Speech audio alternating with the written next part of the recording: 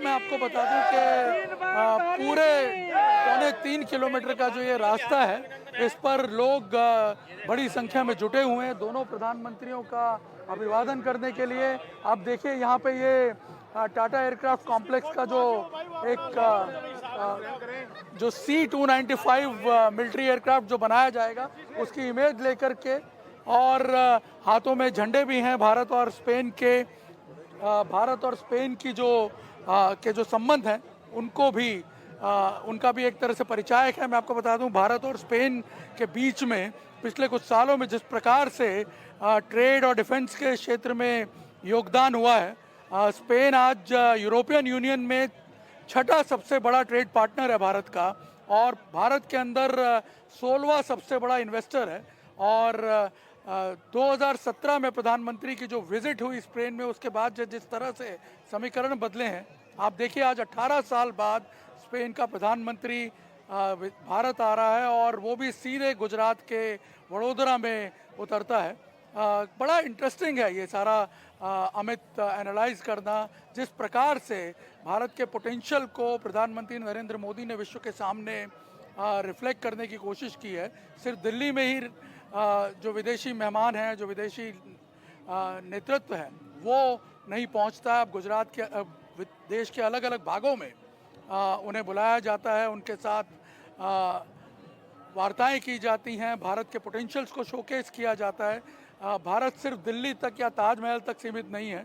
भारत कितना विशाल है, कितना वैरायटी है उसमें, कितने पोटेंशियल है, कल्चरली, इंडस्ट्रियली, ये सब रिफ्लेक्ट करने का एक मौका मिलता है। आज जब यहाँ पे इस प्लांट के उद्घाटन के बाद दोनों नेता लक्ष्मी विलास पैलेस जो है, यहाँ का वडोदरा का राजघराने का जो राज पैलेस है, वहाँ पे लंच के लिए जाएंगे।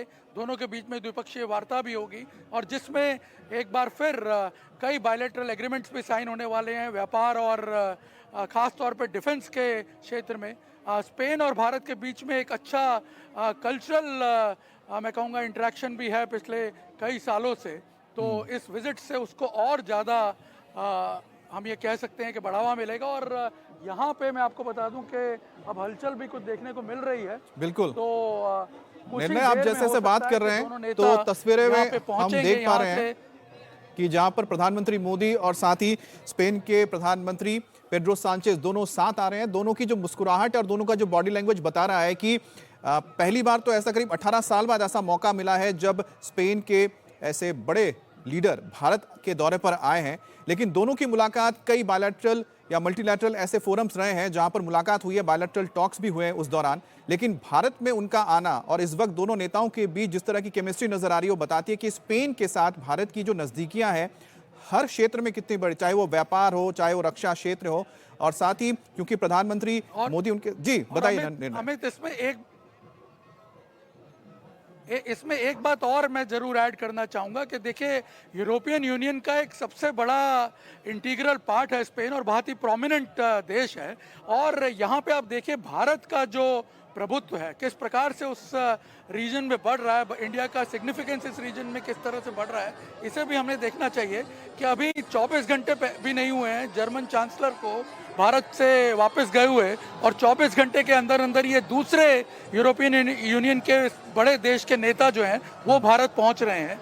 और ये अपने आप में रिफ्लेक्ट करता है कि जो जियोपॉलिटिकल कॉन्टेक्स्ट बदल रहे हैं उसमें भारत की भूमिका खास तौर पे यूरोपियन रीजन में कितनी अहम तौर पे उभर करके सामने आ रही है। और एक और भी चीज हमें देखनी होगी कि स्पेन जो है वो मध्य सागर जो समूह है उसका एक बहुत इंपॉर्टेंट देश है, वहाँ पे भारत का आउटरीच भी कितना बढ़ेगा।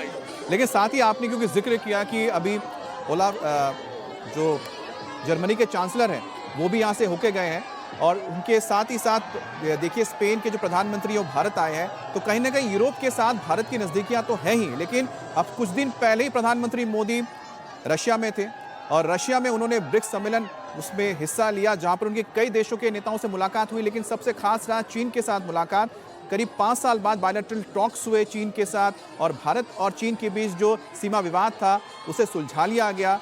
तो कहीं ना कहीं ये बताता है कि प्रधानमंत्री मोदी की जो डिप्लोमेसी है, या भारत की जो इस वक्त डिप्लोमेसी है, जो कूटनीति है, उसको उसकी जितनी तारीफ की जाए कम है, क्योंकि उसके मायने आप और कहीं पर देख नहीं सकते हैं। जहां पश्चिमी देशों के साथ भारत के नजदीकी रिश्ते हैं, तो एशियाई देश के बीच भी उतने ही करीबी रिश्ते हैं, चाहे वो रशिया हो, चाइना हो, और साथ ही साथ आप देखिए कि अमेरिका हो, यूके हो, सब हो।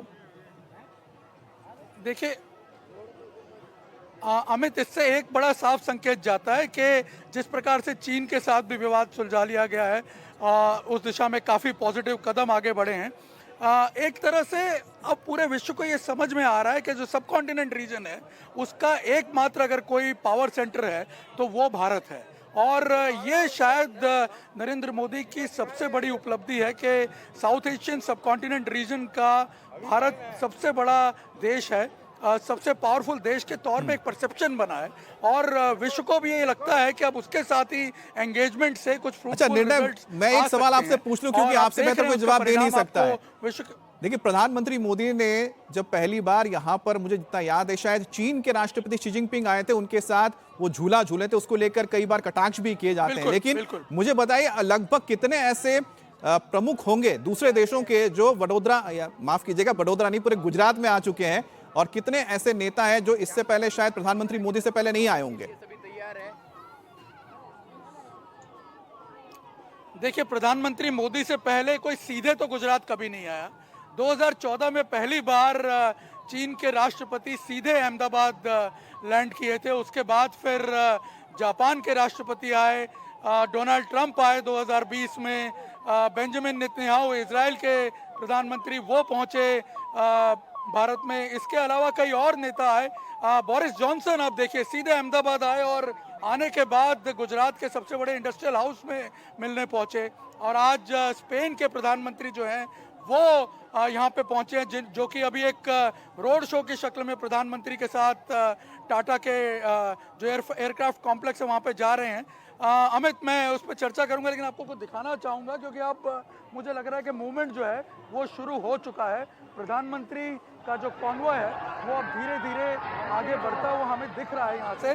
और आप देखिए जैसे जैसे आगे बढ़ रहा है, लोगों में भी जो उत्साह है वो आपको यहाँ पे देखने को मिलेगा, क्योंकि जो वार्निंग कार है वो यहाँ से निकल चुकी है। हालांकि बहुत धीमी गति से आगे बढ़ रहे हैं। टोटल जो एरिया है, मैं आपको बता दूं, खाली 3.25 किलोमीटर का है, लेकिन उसे काटने में कम से कम आधा पौना घंटे का समय लगेगा।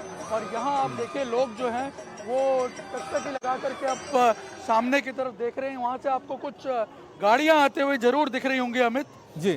उसी में पीछे एक जीप में दोनों नेता जो हैं वो लोगों का अभिवादन स्वीकार करते हुए आगे बढ़ रहे हैं। जिक्र कर रहे हैं, बस सबसे कुछ ही मोमेंट में वो हमारे सामने से यहाँ से पास होंगे।